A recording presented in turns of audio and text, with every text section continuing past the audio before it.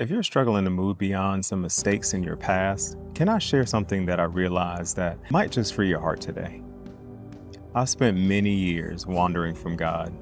And looking back on it, there are decisions that I made that I definitely could have changed. And there are moments that I'm not proud of at all. And for a long time I wondered why God would still want anything to do with me. But then I realized something that completely changed the way that I see my story. You see, God knew every chapter of my life, and He still chose me. Before I ever took my first breath, He knew the choices that I would make, and He also knew the mistakes that I would make. He knew the years that I would spend wandering away from Him, but none of that surprised Him.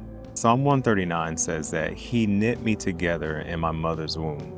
And Isaiah 46 says that He knows the end from the beginning.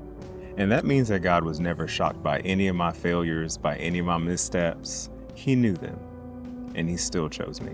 For years, I thought I was searching for God. But looking back on it now, I realized that He had been pursuing me this whole time. When I finally surrendered my life to Jesus, I discovered that God wasn't waiting to condemn me. Instead, He was waiting to welcome me home.